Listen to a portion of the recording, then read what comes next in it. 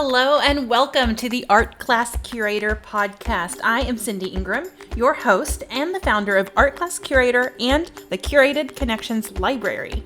We're here to talk about teaching art with purpose and inspiration, from the daily delights of creativity to the messy mishaps that come with being a teacher. Whether you're driving home from school or cleaning up your classroom for the 15th time today, take a second, take a deep breath, relax those shoulders, and let's get started. Hello, everybody. It is Cindy Ingram from Art Class Curator, and I am here with Jennifer Easterling, and we are going to do an interview about her experience with the Curated Connections Library.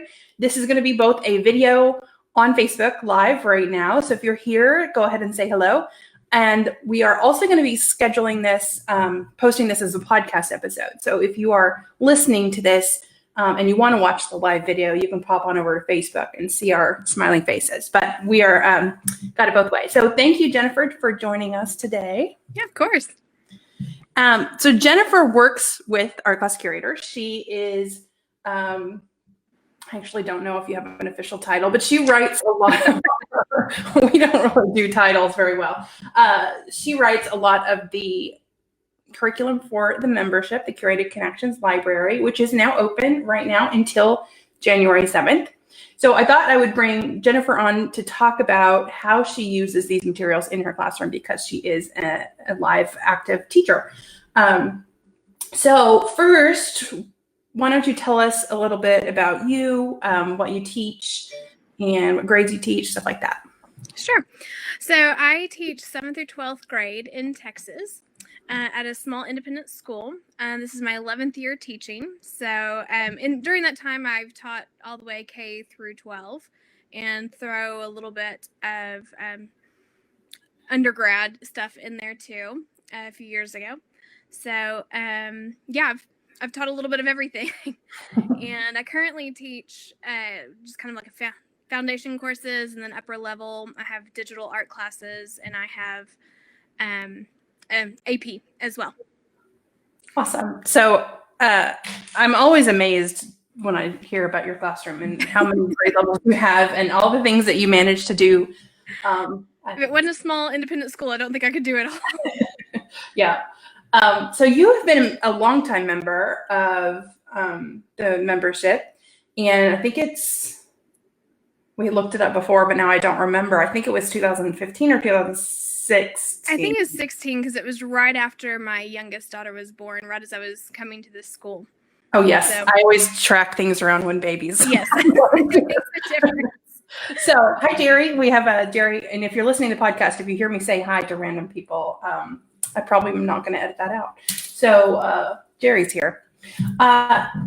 So, let's think back to when you joined Art Class Curator, the membership, back in 2016. What problem were you looking to solve when you discovered it? Right. Well, like I said, I was moving over to this new school, and it was going to be the first time that I had 7th through 12th grade students, all that, just that big, broad range. I'd been teaching just high school for several years. And I had a 3-year-old at the time, and then a few month-old child, whatever time it was, because I just remember it was the summer. She was born in May, and then that summer, right before I started, I kind of went into a little bit of panic mode of like, okay, how am I going to do this with these 2 babies and a new school and all this, this huge range of classes, which means range of prompts, and what am I going to do and how am I going to do it all? And so I just sat down, and I remember just searching the web for different things, and I had actually bought something, I don't even remember what it was now, but I ended up returning it and getting the Art Class Curator stuff, membership, because I started with, I think it was whenever you did the art history, it was a course of some sort. Yeah. I started with prehistory and went through Rome or Greece, something like that. Anyway, I thought it was really ancient art around the world. Yeah. And I loved that, and that's kind of what sent me back to get the full membership. And I think the very first lesson that I bought was the aesthetics lesson, and just kind of like how to get started about with talking about art and getting kids to look at it. And so that very first year, whenever I brought the lesson in, and I remember how amazed I was that the kids really just latched onto the prompts and, the questions they were answering it. And like, I felt confident in what I was teaching, and it didn't take me tons of time trying to figure it all out. It was there, and it was spelled out for me, and it explained it to me. And I was able to take that and then, take it to my classroom. And I still remember standing there, and I had all the kids come up, and because I had an image, I think it was the death of Socrates or Zeus slaying Holofernes, or both of them. And I remember having it projected up on the big screen, and I invited all the kids to come up and really, really look at it. And, I was a little bit afraid of that silence, but I embraced it. I leaned into it, and I learned very quickly how powerful that silence is, just to let me be silent and let the kids speak. And I thought, okay, this works. This is cool. this is great. And then that sent me on looking for more things. Awesome. So I'm going to post a link in the chat of the Facebook post, and I also put it in the show notes for the podcast, of the aesthetics lesson, so you can check it out. And I am terrible at trying to find links while talking at the same time. So just one second. So what that lesson is, just in case you're curious, is you give the student, actually it has multiple, I think there's like 3 or 4 different lessons in here, but the main, my star one is these puzzles about art, where they gives you these scenarios, and then you have to ask your students, is this art or is this not art, based on the scenario. So it's like a chimpanzee painter. There's a there's the pile of bricks. There's the guy sitting in the chair in Times Square. There's driftwood. Yeah. See, I just looked at it more recently than I have. I've taught that one so many hundreds of times, but it's a really, really fun lesson. I'm going to put the link in here. I am not, oh, this is it. Sorry. I'm going to put the chimpanzee puzzles one in there.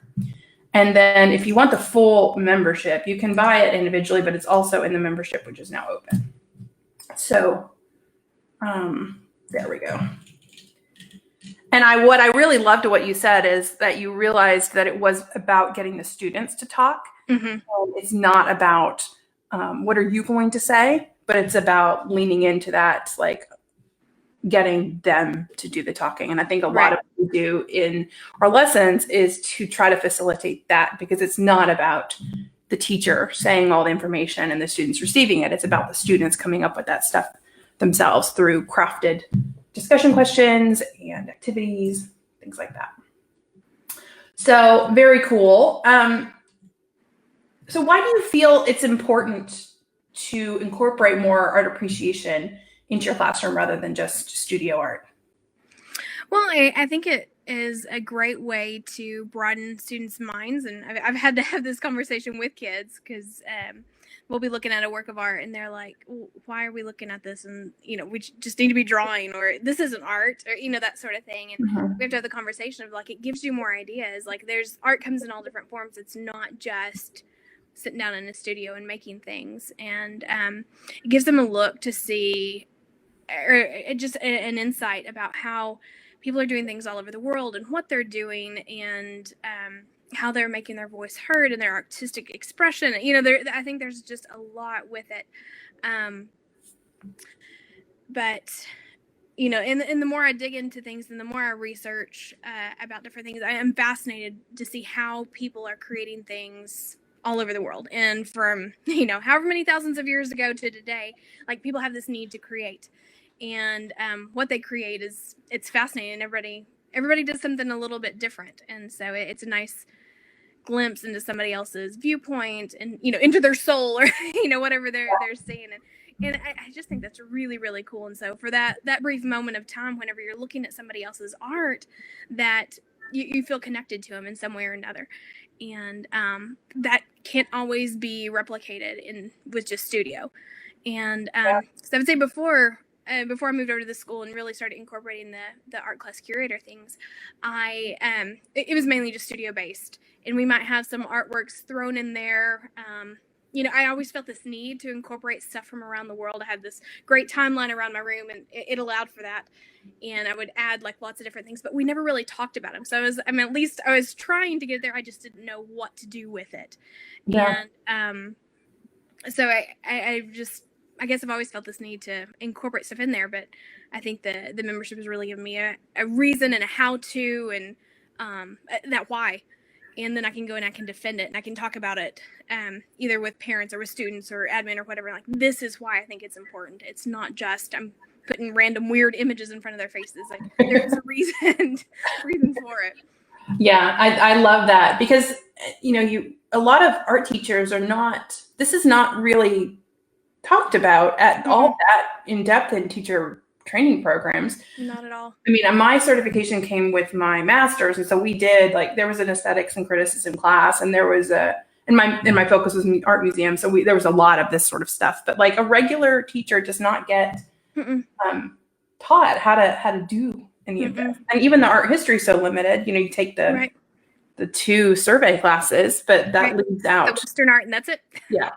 So that's one of the things that we've really been working on, is having a really diverse collection of artworks in the membership, because it's not just, like I talked about on the podcast last week, the dead white guys. It's it's people from around the world doing amazing things. And I love the way you mentioned that. So hi, Veronica. I want to say hi to you. She says she is preparing to teach art appreciation for the first time at the post-secondary level. Congratulations. That is exciting. My very first teaching job was doing just that. It was art appreciation at community college. So most of the lessons that I used in that community college class are all in the membership. So, and you have a logistical question about the membership, which I can answer at the end. So we're going to kind of stick to talking about the lessons and the impact on the students, and then I can help you with any logistical type questions at the end. So, and welcome to the membership. Also, okay. Socratic Seminar. We don't call it that, but there are a lot, everything that in the membership. Okay, sorry, for those of you listening, I want to make sure the people listening to the podcast aren't totally lost. She asks, where would I find prompt questions for a Socratic seminar along with lesson suggestions? So every lesson we have is built with questioning. Whether it's they write it first and then you talk about it, whether that you talk about it first and then you do an activity, like discussion is the foundation, and it is built in. We also have in the membership lessons on how to lead discussion. So if you're not comfortable doing that, we have a whole framework of discussion, and that is in the membership as well. So you can go in and learn how to do it really effectively. We just don't call it Socratic Seminar, because I've never really learned what exactly a Socratic Seminar is. I know it has related to questions, but it's not one of those things that I ever really was taught or thought about. So, but yes, discussion is a very, very strong component of anything we do, for sure. So one of the things that you mentioned, Jen, is that your class before was very studio focused, and that now it's more integrative of art history and art appreciation and stuff. Can you tell us a specific story of a lesson or two that went particularly well with your students that you felt, especially, I love a lot of your stories that you talk about students who are maybe not as engaged in the studio component becoming really engaged with these other types of activities. Mm-hmm. So can you give us a few examples of lessons that went well? I'm trying to think. So how I've been incorporating it more lately, so that I because we have such a weird schedule and I've got a lot of kids missing a lot, so we don't have tons of time to focus on this, and we still need to do a lot of the studio things, is I really focus on the artwork of the week. And there are times that we'll have a discussion with it and really talk about it. There are other times that I'll just kind of share it with them. Or maybe I'll put out, here's the art of the week, these are your options, and I let them choose how or what they would like to do with it, whether it's drawing or writing or answering questions. I kind of let them choose what they feel most comfortable with. And so I've tried to do, I also moved classrooms. And so with that, I have this great hallway where I've tried to really utilize it. And I've done a lot with Art of the Week out there in that hallway. And so we'll do small activities and then just go hang them up out in the hallway. So we'll have a poster in the hallway and then like the kids' responses all around it. I think we did Rodin the Thinker, and I had them draw or write what he was thinking about, and we just stuck it all around the wall, and they were hilarious. You know, it was great fun to see, you know, where these kids were taking it, and some of them took it really serious, and some others, you know, it was just really fun. We also did Sandy Sogland, The Revenge of the Goldfish, and after we talked about it, I had the kids each make a goldfish, and we hung them all out in the hallway, so we created our own Revenge of the Goldfish down this hallway. It's actually a lot of fun to watch because the doors will open up and those fish will just swing everywhere. And we also have these little pre-K kids that walk through there and they're like, oh, this is so cool. So, you know, it's fun to see their reactions. And it's silly, but I think they'll remember it, you know, and remember that time that the crazy art teacher made us make these goldfish and fill our hallway with all these goldfish. We've also done, I thought it was a really neat lesson on Shira Narasat with her rebellious silence. And I had, after we talked about it, and I showed him some of the videos of what she was doing and how she was doing it, and several works in the series, the Women of Allah series, and I had them print out their own picture in black and white, and they had to write the I am poem about themselves. And we'd done it before. We'd looked at other artwork, and they'd written the I am about that specific artwork. And so they knew the format, they knew what to do. And so I said, this time I want you to write it about you. And, you know, you can take it really deep. You can keep it kind of superficial. And it was really great to see where, you know, how deep some of these kids think, and they got all into like cutting up their portraits, you know, because we showed with all the entire series of the Women of Allah series, you know, it's her face, her portrait, but she crops it in different ways, and she'll have like the firearm in that, which is all symbolic, which we didn't do anything with firearms, but it's showing how the image was cropped in different ways to make it more dynamic. And so I had several kids really get into that and like cropping their faces down in different ways and then writing on it. And I let them write in whatever language they wanted. We have a lot of international kids. And so it's cool to see all the different languages. Like, it's not about me reading it. It's just about you writing about who you are. And, you know, I am what. And I even had one of my kids, he wrote it and it was real superficial or whatever. And, you know, he didn't want to do it. And I was like, but, you know, this is part of it, you know. Whether you think this is art or not, he's one that struggles with it. Says, you know, this isn't art. This isn't art.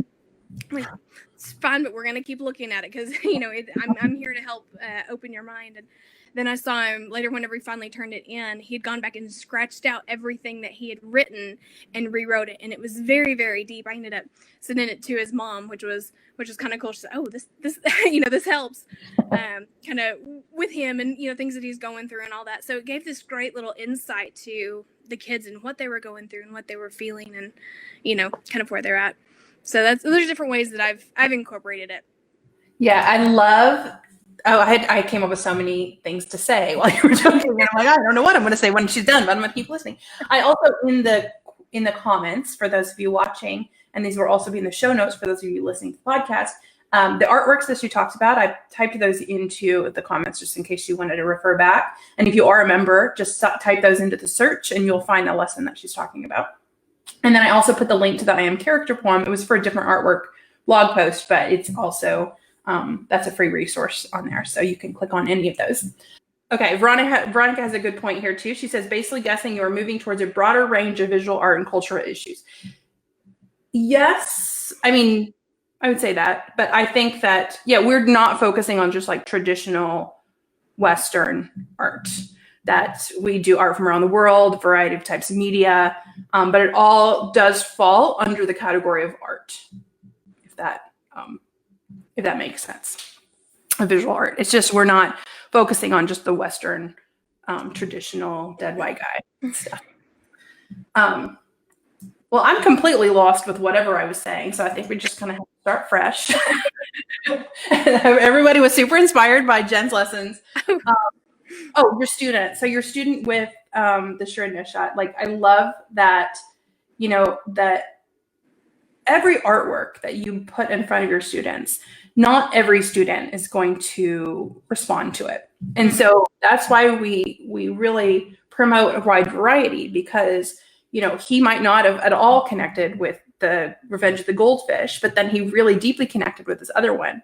And so is going to be another student who deeply connected with Revenge of the Goldfish, but not the other one. So I think it's giving them a wide variety. And I love the artwork of the week format, because that makes it really, really easy, because we have the tendency to overthink, like, okay, every artwork we do has to fit with whatever unit we're doing. And then how is it going to fit in the sequence? And then when you start doing that and you start overthinking, then you just end up cutting it. Yeah. It becomes too much work and too much. Yeah. So if you just pick one every week, it doesn't have to be related to what you're doing. It just art for art's sake moment in your classroom.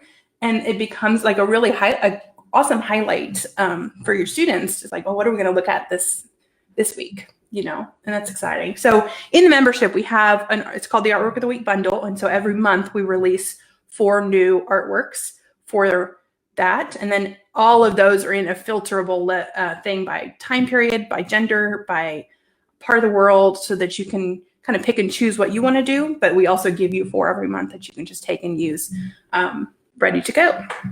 So excellent. Now, can you talk about your journey on learning to lead a powerful art discussion with your students? Because when you said you started, it was kind of hard to navigate. Can you talk about how you learned to do that and how it goes for you now? Well, I think so much it really was helpful to have questions laid out in the beginning, because whenever I just wasn't really sure exactly what I was doing or how I was going to do it, and the lesson had that kind of step-by-step of like, these are prompts, these are questions that you can talk about. And, I'd carry around my piece of paper and I'd look at those questions, especially if it got too silent or kind of, just kind of didn't know what to do with it then. Now we just kind of roll with it. And I, start off with the main 2 questions of what's going on here and what do you see that makes you say that? And from there, I let the kids take it. And so I, and I always love how they'll come up with stuff that I hadn't even thought of or hadn't seen before, or make some kind of connection that had never crossed my mind. And so we follow that and we go for it and see where it takes us. And so, after, and I'll look at the questions ahead of time. And so maybe I kind of have some ideas in my mind. If something hasn't been touched that I think that is a really important point or something really cool, then, I'll make sure that I bring that point up or something. And then, like I said, we just kind of roll with it. And so we'll discuss, I'll pull it up on the big screen. I give them little printouts that they stick in their sketchbook, and they'll either write or draw or something with it. So a lot of times it's just in their sketchbook, so not everybody sees it, but every once in a while we'll do it on a separate sheet of paper and go put it out in the hallway to go just, get it out there. So that, yes, we are doing more than just, some projects and stuff. Yeah, I love how you do that with the sketchbooks. So if y'all didn't understand that, do they have their sketchbooks? She actually prints out little copies of the artworks that they're talking about, and then they glue them into their sketchbook. So at the end of the year, that's so cool that they have that memory, that it's not, they're going to have it anyway, but a physical representation of that. And then they can continually flip through that. Right. So I always make them glue it down, and then they have to write the name of the artwork, who did it, and when it was created. And now I'm starting to emphasize more on the part of the world of where it was created. If nothing else, just remember that you've seen it, and then you've got that reference to go back and look at it. And so I've been pulling it a lot with my AP kids. I'm like, okay, I'm giving you artworks to see what other people are doing that are kind of out there, that are different. And these are all references for you to go back and use, just especially with the process, how it's changed. They want this process journal. And I'm like, well, I'm giving you these different resources to think about through your process and, reference them, use them, figure out what else you can do, what idea might it spark to send you in a different direction. So that's cool. That's how we've been using it. Do you do the same artwork per week for all of your classes? Yeah. I just have, this is the art of the week this week. I have it sitting up on my desk, and, they know Monday morning, they just start grabbing them. And I sometimes, if on weeks that maybe we don't have a big discussion, they just get it at some point and they know that it's due by the end of the week, and I'll have it. I'll have my poster, because I'll print out a bigger poster, kind of like 11 by 17, of the artwork in color, and the name of the artwork, who did it, year, location, stuff like that, and so they at least have that reference. Last year it was great because I printed everything in color, and so they had these great colorful little pictures all through their book. We don't get to do that this year, so kind of limit it a little bit. But then once we're done with it for the week, I take it and I put it out in the hallway. So I'm getting this entire gallery going in that awesome hallway of just different things. And I've had people make comments of, oh, I've seen that. Oh, I remember that. Stuff like that. So people who have no idea what's going on. And we have a lot of tours that go through our school. So it's great to put all that stuff up to, hey, look at what we're doing. So it's good for the school too. And, parents coming in or anybody else to see that, yeah, there are more things going on than, sitting and drawing all day. Yeah. It's so cool.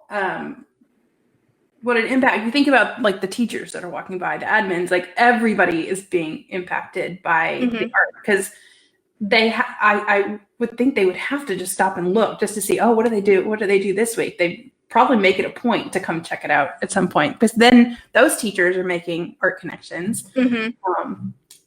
I've printed out posters for other teachers. Same thing, just a second copy, and they go put it in their classroom because it applies to Spanish or world history, or whatever else they're talking about. Yeah, and another thing that Jenn does, which I think is really cool, is she features all of the writing and the poems and the different things in her like art shows and stuff too. Can you tell us a little bit about that?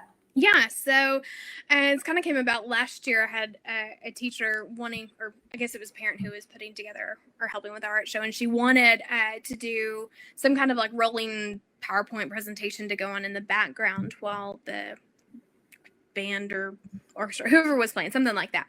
And I was like, well, I don't really have tons of this, but hey, what if we use this stuff out of our sketchbooks? And so all year long, where we'd been printing their picture or putting the picture down and then adding all these questions and different writings and poems and stuff. And so she just went through and photographed a whole bunch and put them up there. So people were reading all the kids' writings and thoughts as the concert was happening. I thought, oh, this is kind of a cool idea. So I have them pick out one or two of their best favorite, whatever they liked, or they could come up with something new. And they had to print it out and add it with their stuff because we have 2 fine arts nights, one in December and one in April. And so they pick something and then they format it really nice and print it out and hang it with their artwork. So and then they have to talk about it. They have to defend their stuff, like everything that they've been doing at the fine arts night, and they have to record themselves.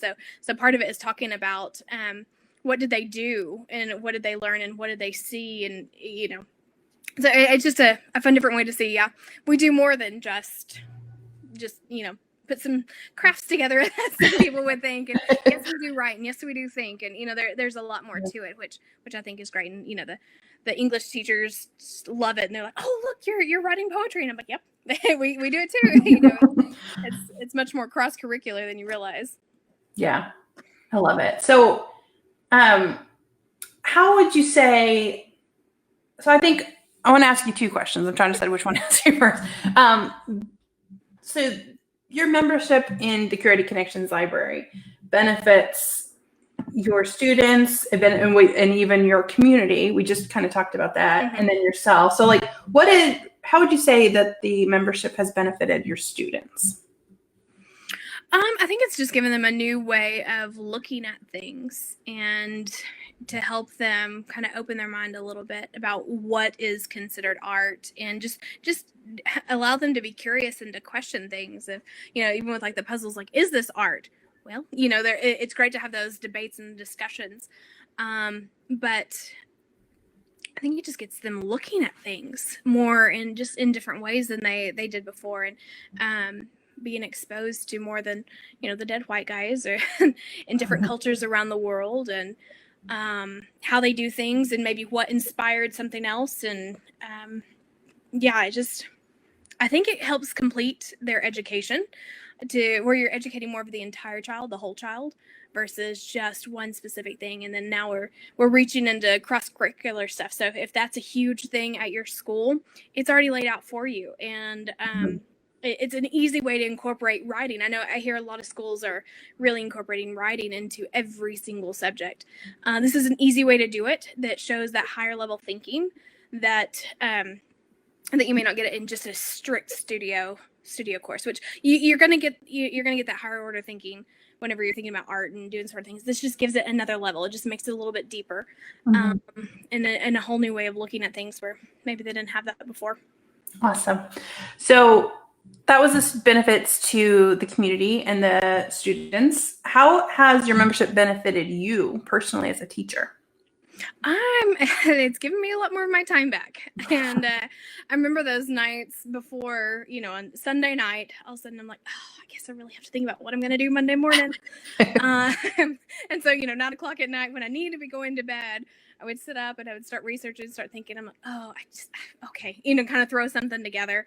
But now going in, especially focusing on the artwork of the week, I know what's going to happen Monday morning, and the kids know what's going to happen Monday morning. And even if I can't, wrap my hand around the rest of the week or something, I've got Monday morning planned. And we can kind of go from there. Yeah. But I think it's taken a lot of the pressure off. And so especially with the art of the week, it's nice that you could take it as far as you wanted. So you can leave it with just looking at the artwork and, doing a quick something or another, or you can take it all the way through and do a really cool project, turn it into something much larger that would take more than just a few minutes or a day or two.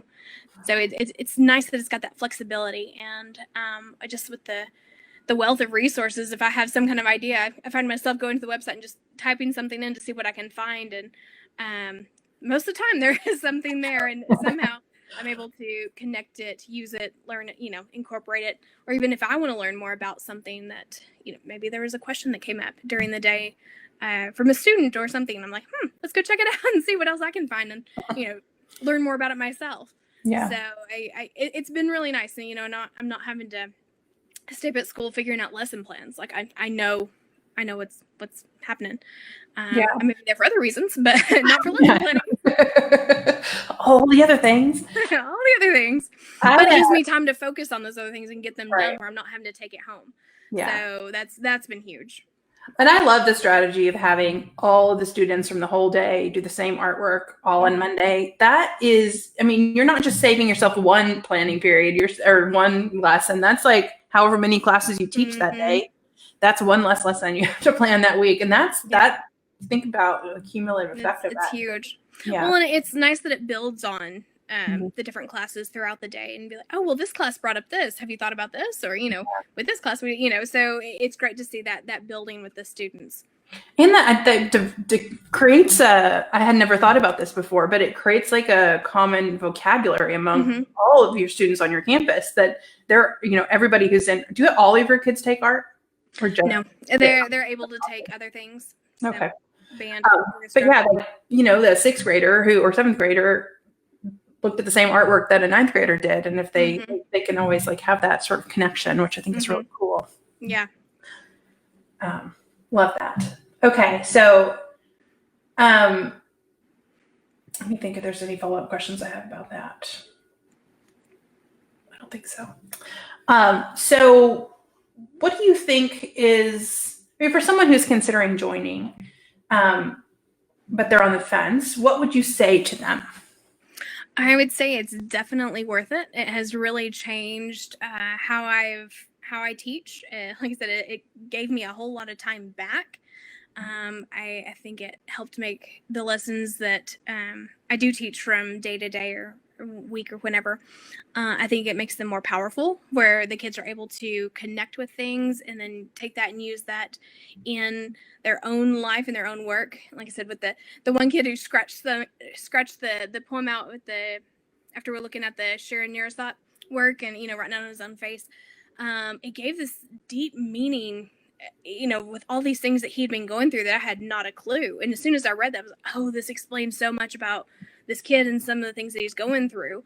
So I think for him, whether he considered it art or not, he was able to get that deeper meaning with it, where before before I started using these kind of things, it wasn't there. Like we'd make cool pieces, but I feel like there's just a bigger connection. And it makes me more aware of the world around me, and it makes me excited to go see different artworks and different shows, exhibits, whatever. Like I purposefully will go to galleries now where I didn't before, and I know what this is, and I understand what they're doing. So for me, I definitely think it helped with my teaching, and had just have a greater understanding of what I was teaching, and a greater appreciation of different things that are happening around the world, and artists' response to that. And it's had a lot of impact on me, more than just my teaching. Like, I think it's important now to take my daughters to museums and stuff and see where they're getting it. So, I'm starting them young on that sort of thing. But I don't know that would have happened if I hadn't have gotten connected with all this. So I just, like, it's very personal to me, and I really appreciate all the things that are happening, and how much it has just helped me, like I said, not only in my teaching, but in my personal journey, and I can think about artworks and connect with artworks that I'd never thought about before. So it's been really great. It's been a huge factor. That's amazing. And as I wipe my tears away, oh God, that's beautiful. Because I think, it's a lot more than just saving time, or, it's this infusion of meaning that is just added to your life. And it's not just to understand the why. Yeah. Why do I get up and teach this every day? And I know art's important. Yeah. Okay. But why? Why do I feel so strongly and passionate about it? And you've helped me get my why. Oh my God. Okay. I did. That was last week. That was the last podcast episode was figuring out your why, because that does it makes your whole life, your whole job easier if you know why you're doing what you're doing, and you wake up every morning like seeing the world through that lens. So yay. I totally lost my voice, because that was really wonderful. It's a wonderful actually way to end as well. So if you want to add that joy to your life, if you want to find your meaning and connect your students to art and connect yourself with art, we are excited to welcome you into the Curated Connections Library. So membership is open until January 7th, and it closes at midnight Pacific on 11:59 Pacific on January 7th. We only open a couple times a year because we like to spend our time writing these lessons and making these connections. So the link to join, if you are interested in joining, is artclasscurator.com/join. And we would love to have you. If you have still any questions about the membership, you can send us an email at support@artclasscurator.com. And it's also there's a chat box in the bottom of that artclasscurator.com/join that will send us a message too. But we're here to answer any questions that you have. Thank you so much for listening to this interview. Thank you so much to Jenn for sharing her experience. I think that's it. All right. Thank you so very much. Bye. Bye. Thank you so much for listening to the Art Class Curator podcast. Help more art teachers find us by reviewing the podcast and recommending it to a friend. Get more inspiration for teaching art with purpose by subscribing to our newsletter, Your Weekly Art Break. Recent topics include the importance of seeing art in person, famous and should-be famous women artists, and 21 days of art from around the world. Subscribe at artclasscurator.com/artbreak to receive 6 free art appreciation worksheets. This week's art quote is from Chuck Klosterman. He says, "Art and love are the same thing. It's a process of seeing yourself in things that are not you." Thanks so much for listening. Have a wonderful week.